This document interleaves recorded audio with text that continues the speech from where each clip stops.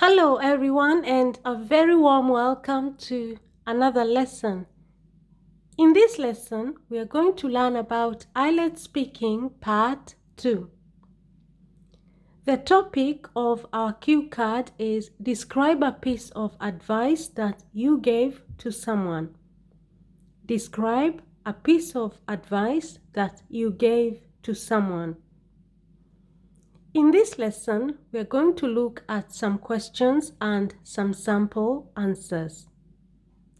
I'm also going to explain to you all the vocabulary that I have used in these sample answers so that you can use that vocabulary in your own IELTS speaking test.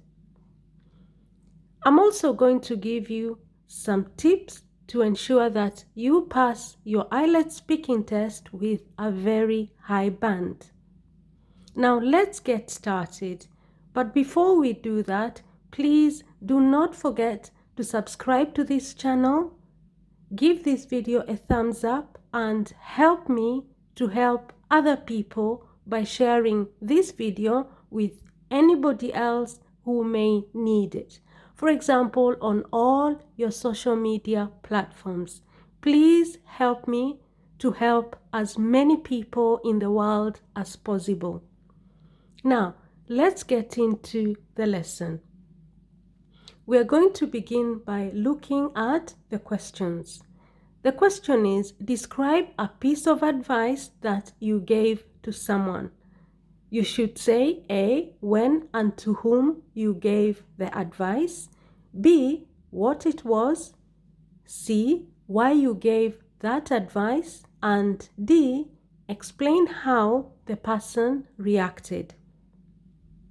So you're supposed to describe a piece of advice. Now, very often, people come to us for advice. It could be a family member, it could be a friend, okay? From time to time, people will come to you for advice. Maybe they have a problem and they don't know how to solve the problem. So they come to you for advice. Now, you should say A, when and to whom you gave the advice. So the key words in that question are when and to whom. When did you give the advice and who did you give the advice to? So when, that is the time. Was it last week? Was it yesterday? Was it 2 years ago? Was it last week on Sunday? And then who? So you need to identify the person who you gave the advice to. The name of the person, how the person is related to you. Is it a friend? Is it a brother? Is it a sister? So when and to whom. So this question has two parts, when and whom. Now to answer that question, you can say, it was exactly 2 months ago when I offered my younger brother James some invaluable piece of advice after months of deliberating whether to do it or not. It was exactly 2 months ago when I offered my younger brother James some invaluable piece of advice after months of deliberating whether to do it or not. Now, I have answered the first part of the question, which is when, and that I have answered by saying it was exactly 2 months ago. And then the second part of the question was to whom? Who did I give the advice? And I said I gave that advice to my younger brother, James. Now, after that, I provided extra details around the when and the where, the when and the whom, which is what you should do. Provide extra details around the key parts of the question, that is when and to whom. So I said it was exactly. Exactly means precisely. Okay, exactly means precisely. Now, to offer someone advice is to give someone advice. Remember, I'm aiming for band 9, so I have to use advanced vocabulary immediately. So exactly means precisely. Offered means give. I gave my younger brother advice. I offered my younger brother advice. So offered means give. The next word is invaluable. Invaluable means important. Okay, invaluable means important, and we pronounce it as invaluable. Invaluable. Okay, it means important. And then the next word is deliberating. Deliberating means to think deeply about something before you do it. To deliberate whether you're going to do something is to consider whether you're going to do something or not. So deliberating means considering whether to do it or not. To deliberate is to consider, and to consider is to think deeply before you do something. You think about the advantages and the disadvantages before you do it. You deliberate, okay? You weigh the pros and the cons, the positive points and the negative points. So deliberating means thinking about the positive and the negative points of doing something before you do it. Okay? So the other thing is that you notice that sentence is a complex sentence. Now, a complex sentence has more than 2 verbs and more than 2 linking words. If you're aiming for a band 8 or a band 9, then you need to use a lot of complex sentences.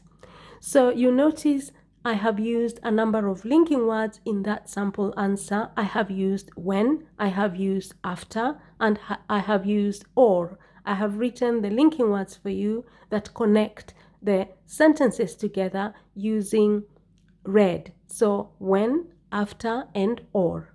Okay? So that's how you can answer that question. Let's move on to question B. What it was. What it was. So in this question, you need to exactly tell the examiner what the advice that you gave was. What exactly did you say? What advice did you give the person?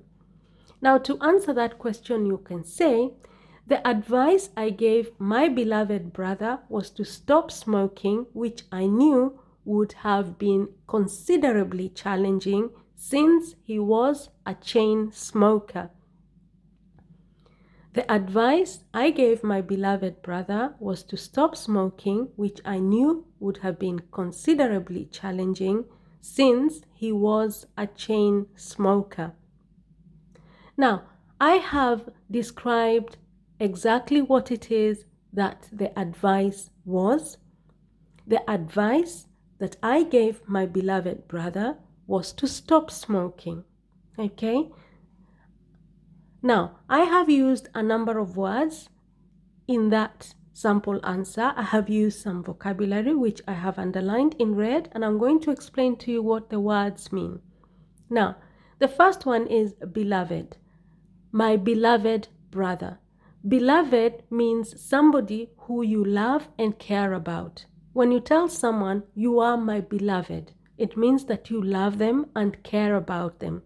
Okay? So, beloved, we pronounce it as beloved. My beloved brother, my beloved mother, my beloved husband, my beloved wife. Okay? So, beloved means somebody that you love a lot and care about.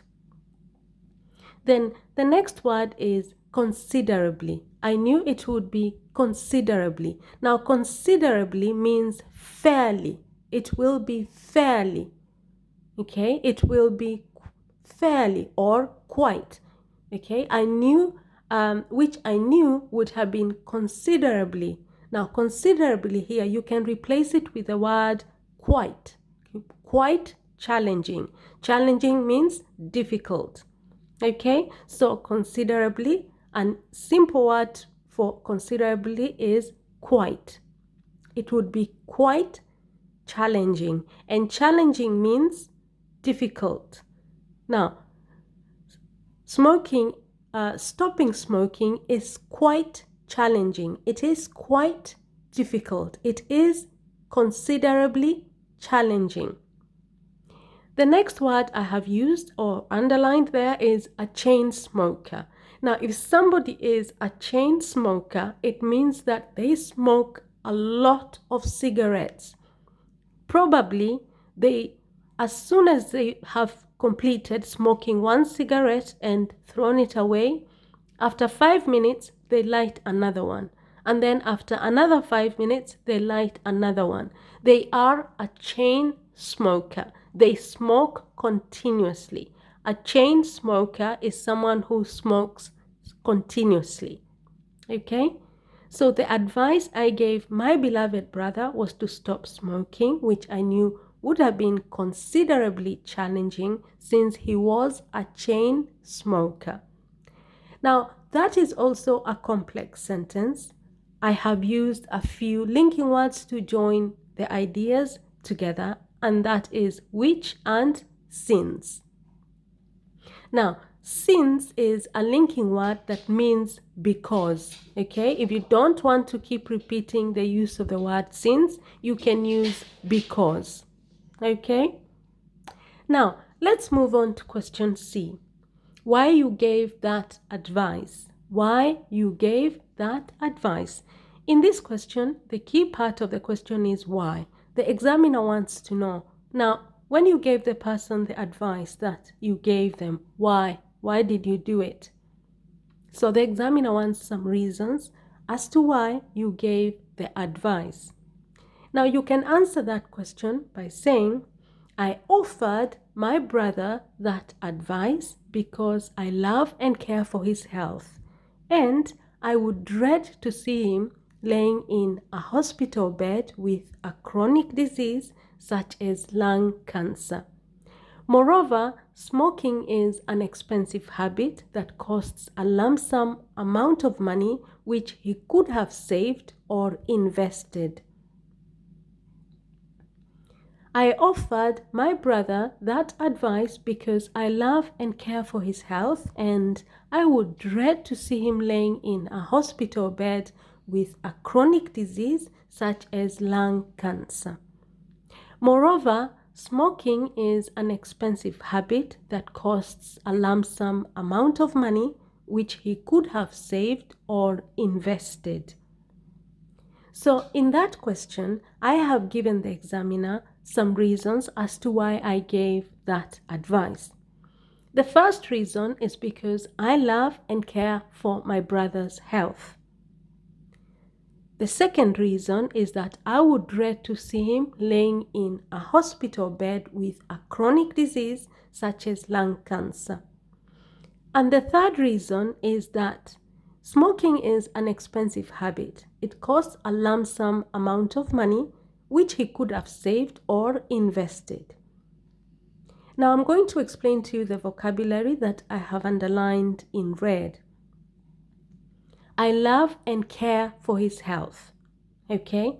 To care for someone's health, it means that you don't want the person to get sick or to get ill. Okay? You care for his health. Now, your health is basically the state of being healthy when you're not sick at all. The next word that I've underlined is dread. To dread is to hate. I would hate to see him. I would dread. Dread means hate.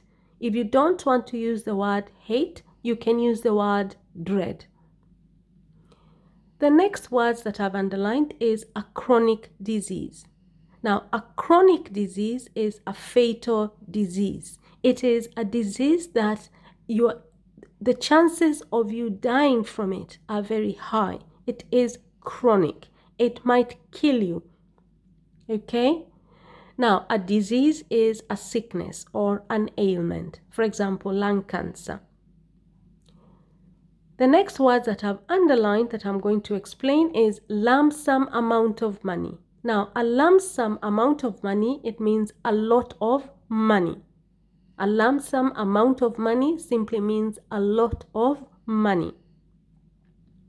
The next word is saved, which he could have saved. Now, when you save money, it means that you put the money in your bank account, okay, and you don't withdraw the money. You don't get the money out of the bank account unless you want to do something very important with the money. That is saving money or invested. When you invest money, it means that you put your money in a business, okay? In a business enterprise, for example, you start a business using that money, and that means you have invested your money expecting to get a profit.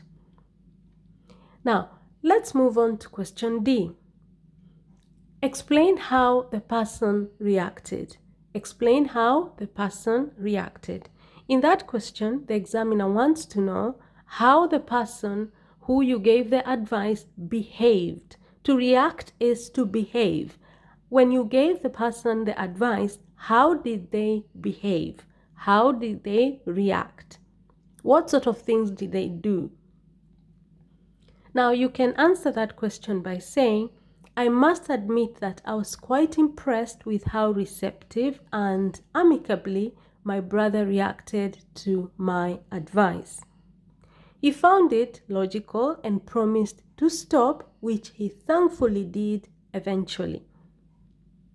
I must admit that I was quite impressed with how receptive and amicably my brother reacted to my advice. He found it logical and promised to stop, which he thankfully did eventually. So, in that answer, I have explained how my brother reacted. Okay? He was quite receptive and amicable. That's the first reaction. He was receptive. Secondly, he was amicable. 3, he found it logical. So he found the advice that I gave him logical. And number 4, he promised to stop, which he eventually did. Okay? Now I'm going to explain to you the vocabulary that I have underlined in red. I must admit that. Now that is a very good expression that we use in English, especially when in spoken English, and that will score you a very high band. Just using that expression. I must admit that, and I must admit that, it means that I must say that, okay? I must say that. I must admit that. I must say that, okay? I was quite impressed. I was quite impressed with. Now, when you're quite impressed with somebody, it means that you are very happy with the way someone is. I was quite impressed. I was quite happy. Okay? I found it wonderful. I found it quite nice the way the person reacted. I was quite impressed. I liked the way the person behaved. I was quite impressed. I liked what the person did or how the person behaved. When you're impressed with something, it means that you like it. The next word I have used is receptive. When someone is receptive, it means that they accept what you tell them willingly. They don't argue. They accept willingly. They accept the advice that you give them. The next word I've underlined is amicably. Amicably simply means in a friendly manner. When you say that someone is amicable, it means that the person is friendly. So amicably means in a friendly manner. The next word that I've underlined is logical. He found it logical. Now, logical means reasonable. logical means reasonable. It makes sense. When you tell someone, okay, I think that's quite logical, then logical means it makes sense. It makes sense. It is logical. It makes sense. The next words that I've underlined are promise to stop. Now, when you promise something, when you promise to do something, it means that you have given someone your word that you're going to do it. To promise something is to give someone your word to confirm that you're going to do it. And then thankfully, it comes from the word thank, okay, which he thankfully. So thankfully here means that I am very grateful. I am very grateful that he stopped smoking. Thankfully, I'm very happy about it. And then eventually, which he thankfully did eventually. Now, eventually means with time. Obviously, you don't give someone advice to stop smoking today and they stop today or tomorrow. No, it takes time. That's why I use the word eventually. Eventually means with time. Now, you notice that that sentence, in that answer, I have used a complex and a compound sentence. The first one, I must admit that I was quite impressed with how receptive and amicably my brother reacted to my advice. He found it logical and promised to stop, which he thankfully did eventually. The first sentence is a compound sentence and the second one is a complex sentence. So that's how you're supposed to answer these questions. Just to recap the tips, I'll give you some tactics to make sure that you pass your IELTS speaking with a very high band. Tip number 1, use a variety of sentence structures. If you're aiming for a band 8 or a band 9, use compound and complex sentences. A compound sentence has 2 verbs. A complex sentence has more than 2 verbs. Okay? Tip number 2, use a number of linking words in your sample answers, in your answers, to join your ideas together. Okay? For example, you can see all the words that I've written in red are linking words, but remember to use the linking words correctly. The next tip is use the correct vocabulary for the topic of the cue card you have received. If you get this cue card, then you could use the vocabulary that I've used in this cue card to give your answers. Now, the next tip that I'm going to give you, and that is the most important of them all, is make sure that you're using the correct tense. Make sure you have good subject-verb agreement, plural and singular. Use your prepositions correctly. Use your phrasal verbs correctly, okay? And how do you know which tense to use?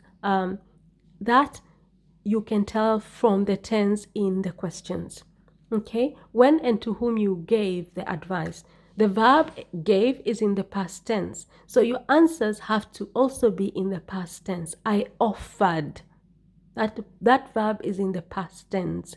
And then the verb in be, what it was is in the past tense. So I gave, I was, okay? Use the past tense. So use the tense that is in the questions to give your sample answers.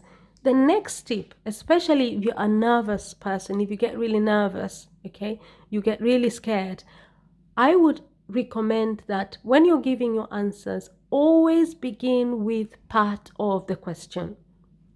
When and to whom you gave the advice, okay?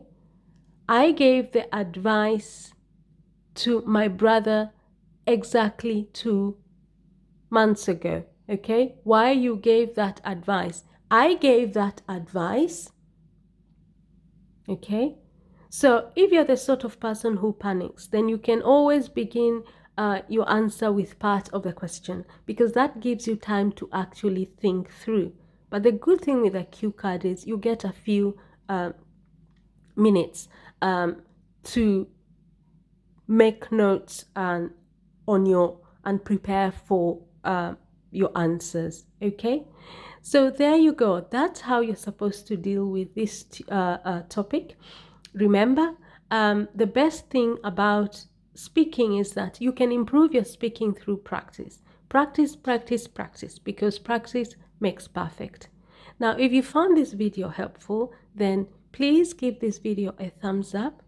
Share the video with anybody else who may need the video. Help me, please help me to help other people. It really is my desire to be able to serve mankind by helping as many people in the world as possible, especially people who do not have the means or the funds or the money to be able to pay for English lessons. Please help me to help everybody by sharing these videos on all your social media platforms, through your email, through Facebook. Just help other people, and by doing that, you will attract a lot of great things in your life. Now, thank you very much, and I shall see you in our next lesson. Bye bye.